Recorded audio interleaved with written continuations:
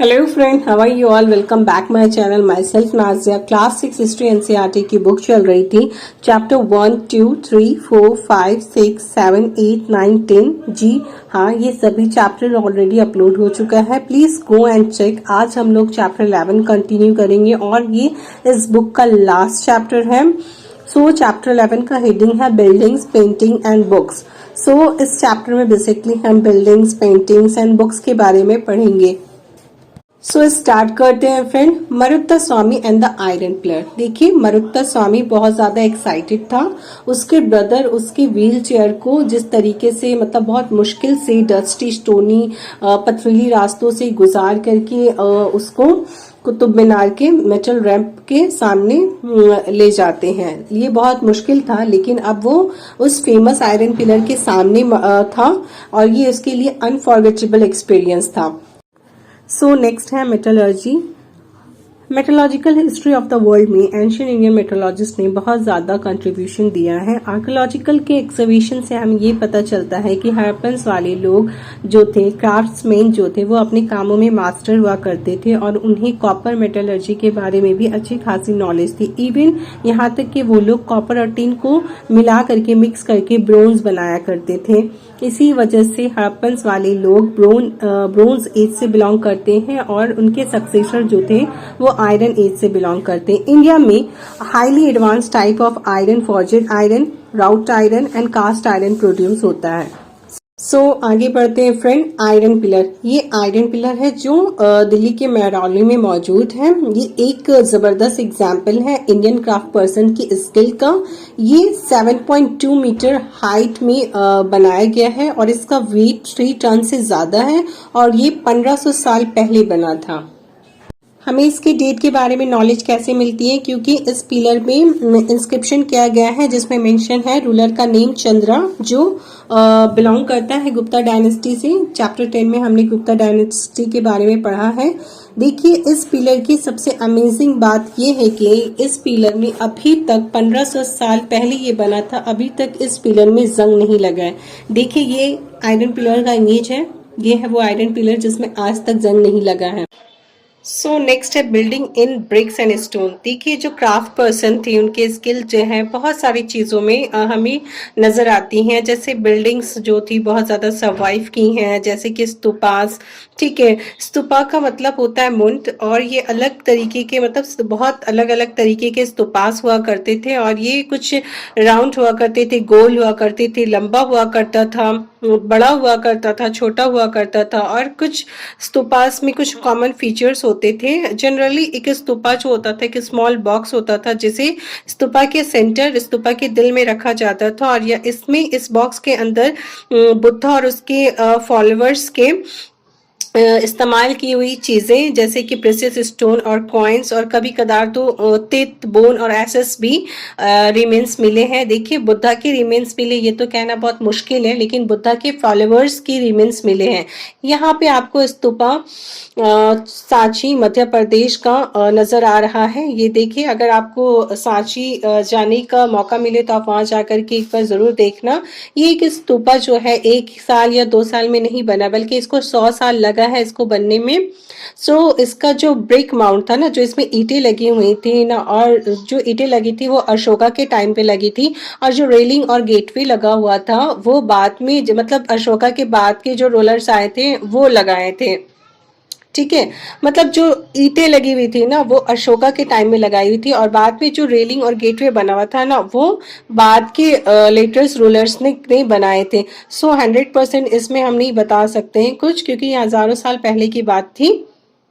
अब स्तूपा के अगर बारे में बात कर रहे हैं तो स्तूपा जो होता है उसको रेलिक कास्टिक के नाम से भी हम जानते हैं. स्तूपा बॉक्स को, इसको क्या किया जाता है, अर्थ से कवर कर दिया जाता है और इसमें एक मड ब्रिक या बेक ब्रिक से इसको कवर कर दिया जाता है और उसके ऊपर एक डोम टाइप का स्ट्रक्चर बना दिया जाता है. कहा जा सकता है कि जितना इंपॉर्टेंट पर्सन होता था उतना बड़ा स्ट्रक्चर बनाता था और इसके चारों तरफ एक प्रदक्षिणा पाथ बनाया जाता था. देखिए, ये स्तूपा है और इसके बाहर में रेलिंग है और इसके अंदर चलने का रास्ता है और इस रास्ते को रेलिंग से कवर किया जाता था। आप ये समझ लीजिए कि स्तूपा बना, बाहर पूरा रेलिंग बन गई और बीच में चलने का रास्ता बनता था। जो एंट्रेंस था वो गेटवे के थ्रू है और स्तूपा के बाहर जो रास्ता है उसमें डिवोटी जो थे ना क्लॉकवाइज डायरेक्शंस में चलते थे और चल करके वो अपना डिवोशन शो करते थे बुद्ध और उनके फॉलोअर्स की तरह। रेलिंग और गेटवे को अलग अलग अच्छे स्कल्पचर के जरिया डेकोरेट भी किया गया है। यहाँ पे आप है कि आप अमरावती को मैप 7 में ट्रेस करो। आप मैप 7 में देखो 105 में जो दिया हुआ है वहां पे अमरावती है। देखिए अमरावती हमें दिख रहा है। इस अमरावती के प्लेस पे हमें बहुत ही अमेजिंग मतलब जबरदस्त स्तूपा मिला है और ये जो इसमें जो स्टोन कार्विंग है वो 2000 साल पहले बनाई गई है। लगभग जीसस क्राइस्ट का जो जन्म हुआ था ना उस वक्त बनाई गई है।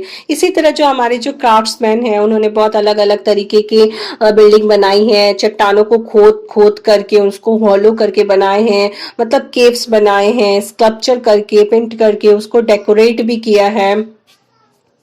तो मतलब चट्टानों को काट काट करके रहने के लिए तो बनाया, उसके बाद उसको सजाया भी था उन्होंने स्कल्पचर बना करके, मतलब अलग अलग तरीके के मूर्ति दीवारों को रंग करके बनाया था, मतलब सजाया था, डेकोरेट किया था। सो लेफ्ट साइड में जो आपको नजर आ रहा है वो स्कल्पचर है अमरावती का। इसके बारे में आप देख करके पता करो। देखो नीचे हाथी लग रहा है, लोगों का झुंड लग रहा है, कुछ ऊपर से लेडीज देख रही हैं, कुछ लोग पूजा कर रहे हैं। तो इससे क्या आप पता कर सकते हैं कि फोटो में क्या हो रहा है। अपने फ्रेंड के साथ आप बात करके आइडेंटिफाई करने की कोशिश करो जो अब तक आपको पढ़ाई हूँ। सो इसी समय में क्या हो रहा था ना, कुछ हिंदू टेम्पल्स भी बन रहे थे जिसमें विष्णु, शिव, दुर्गा इन सब डीटीज की पूजा हुआ करती थी। सो जब इन टेम्पल्स को बनाया जा रहा था तो इस टेम्पल को बनाते वक्त मतलब जो इम्पोर्टेंट पार्ट हुआ करता था ना टेम्पल का वो होता था गर्भागिरा। मेरी प्रोनाउंसिएशन थोड़ी मिस्टेक हो सकती है फ्रेंड, सो इसके लिए सॉरी। वहां पे क्या होता था ना, इस गर्भगृह में ना मेन मतलब जिसकी पूजा की जाती थी उनके इमेज को रखा जाता था। वहाँ पे प्रेस्ट वगैरह रिलीजियस रिचुअल्स वगैरह परफॉर्म करते थे अपने डिवोटी को। सो यहाँ पे कुछ टेम्पल के एग्जाम्पल दिया जा रहा है, जैसे कि early temple at Bhitargaon Uttar Pradesh Kanpur district में आता है। कहा जाता है कि ये जो टेम्पल है वो 1500 साल पहले मेड ऑफ बेक ब्रिक्स के जरिए बना हुआ है। और राइट साइड में आपको जो मोनोलिथिक टेम्पल्स दिख रहा है Mahabalipuram, each of this was carve out of a huge single piece of stone, that is why they are known as monolith. जैसे कि आपको ये टेम्पल दिख रहा है ये राइट साइड में है।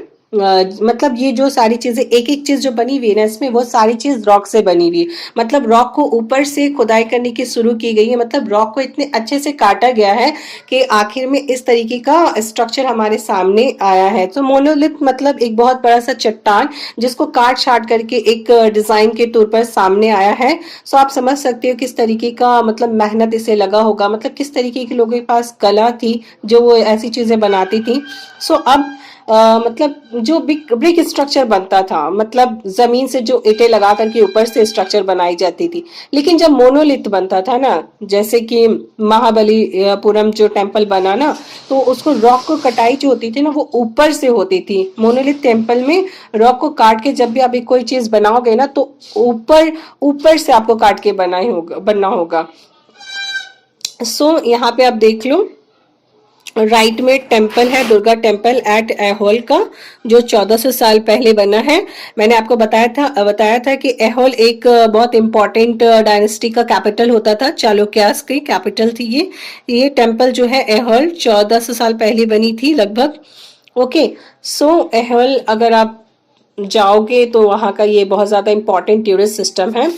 अब देखिए ये भितरगांव, ठीक है, जो कि वहां पे ना एक शिखर है, टावर है जो शिखर है और उससे गर्भगृह के ऊपर में बनाया गया है। देखिए टेम्पल का, किसी भी टेम्पल का गर्भगृह एक इम्पॉर्टेंट पार्ट होता है और टेम्पल के ऊपर एक लंबा सा शिखर सा बनाया जाता है, प्लेटफॉर्म से ऊपर उठा के बनाया जाता है। मतलब ये इंडिकेशन देने के लिए जहां पर ये उठा है ना वहां पे उसके नीचे ही गर्भगृह है। शिखर को बनाने के लिए बहुत ही ज्यादा केयरफुल मतलब अच्छे से प्लानिंग की जरूरत होती है। ये जो शिखर जो बना है ना इस टेम्पल का, जो नीचे डायग्राम में दिया हुआ है, मतलब उसके नीचे ये जो है उसके नीचे ही मेन डीटी रखी जाती है, वहीं पे पूजा होती है, सारे वर्शिप्स और सेक्रीफाइसेस किए जाते हैं। और यहाँ पे सेक्रीफाइसेस काट वगैरह करके नहीं की जाती थी, ये बात आप याद रखोगे। ओके, ज्यादातर टेम्पल्स में क्या होता था, एक स्पेस होता था जिसको बोलते थे हम लोग मंडप। ओके, और ये मंडप एक ऐसा होल होता था ना जहाँ पे लोग असेंबल मतलब इकट्ठे होकर के पूजा करते थे। अब आप महाबलीपुरम को और एहल को मैप 7 पेज नंबर 105 में फाइंड करो। ये वो जगह है जहाँ पर फाइनेस्ट स्टोन टेम्पल्स के हमें मिला है। सो फ्रेंड, आज के लिए इतना ही। होप आपको चीजें समझ में आ रही होगी और ये आपके लिए यूजफुल होगा। आपके लिए अगर ये यूजफुल है तो प्लीज चैनल को सब्सक्राइब कर दें, वीडियो को लाइक कर दें, शेयर कर दें। Thank you.